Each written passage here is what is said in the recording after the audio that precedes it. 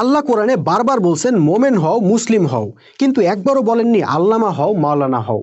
কেন বলেননি জানেন?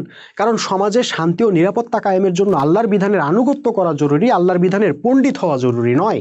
এখন আপনি বলতে পারেন আল্লাহর বিধান না জানলে মানব কিভাবে, কাজে জানার জন্য মুফতি মাওলানা হইতে হবে। কিন্তু না ভাই, কোরআনের বিধানগুলো এত সহজ ও সিম্পল, আল্লাহর আদেশ নিষেধগুলো এত সুস্পষ্ট, যা জানার জন্য আপনাকে মদিনা বিশ্ববিদ্যালয় থেকে বা আল আজহার বিশ্ববিদ্যালয় থেকে গ্র্যাজুয়েশন করে আসতে হবে এমন কোনো কথা নাই।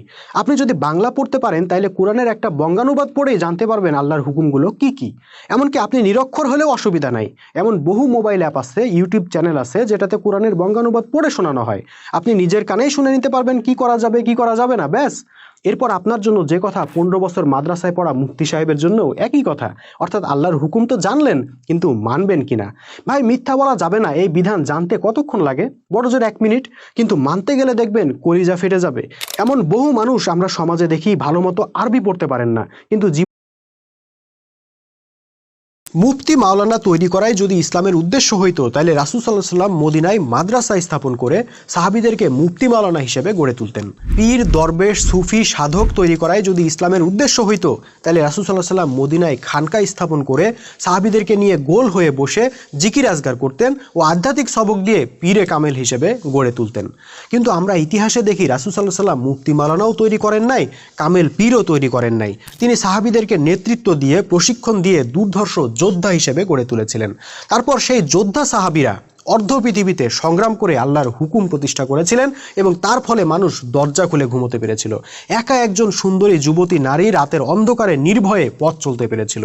ভাইজান, আজ আমাদের সমাজে পীর, দরবেশ, সুফি, সাধক, মুফতি, মাওলানা, কারি, খানকা, মাদ্রাসা সব আছে, শুধু সাহাবীদের মতো সেই সংগ্রামী বাহিনীটা নাই যারা জীবন সম্পদ দিয়ে সংগ্রাম করে পৃথিবীতে ন্যায়, সুবিচার ও নিরাপত্তা কায়েম করবে।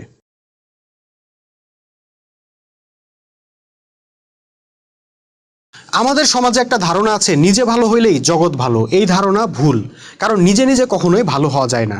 ভাই, রেল লাইন যেদিকে যায় রেলগাড়ি সেদিকেই যাইতে বাধ্য। যে সমাজে ন্যায়ের শাসন প্রতিষ্ঠা থাকে সেই সমাজের মানুষগুলো সৎ ও নিষ্ঠাবান হয়ে ওঠে। দুই একজন অন্যায়কারী থাকলেও তারা স্রোতের বিপরীতে খুব বেশি দিন টিকে থাকতে পারে না। পক্ষান্তরে যে সমাজে দুঃশাসন চলে সেখানে অন্যায় অপরাধের সিন্ডিকেট তৈরি হয়ে যায়। সেই সিন্ডিকেটের চাপে পড়ে সৎ ব্যক্তিরাও দুর্নীতিবাজে পরিণত হয়। তখন মাসুদ ভালো হয়ে যাও বললেই মাসুদ ভালো হইতে পারে না। ভালো হয়ে যাও মাসুদ। সেজন্যই রাসূল সাল্লাল্লাহু আলাইহি সাল্লাম আরবের ঘরে ঘরে গিয়ে কেবল সততার ওয়াজ করেননি, বরং যুদ্ধ করে, সংগ্রাম করে আগে ন্যায়ের শাসন কায়েম করেছিলেন, অন্যায়ের সিন্ডিকেট ভেঙে দিয়েছিলেন। ফলে মানুষ নিজ থেকেই সৎ হয়ে গিয়েছিল, সোনার মানুষে পরিণত হয়েছিল। সুতরাং বলা যায় দিন প্রতিষ্ঠা ছাড়া মাসুদ কখনোই ভালো হবে না। তুমি কি কোনোদিনও ভালো হবে না।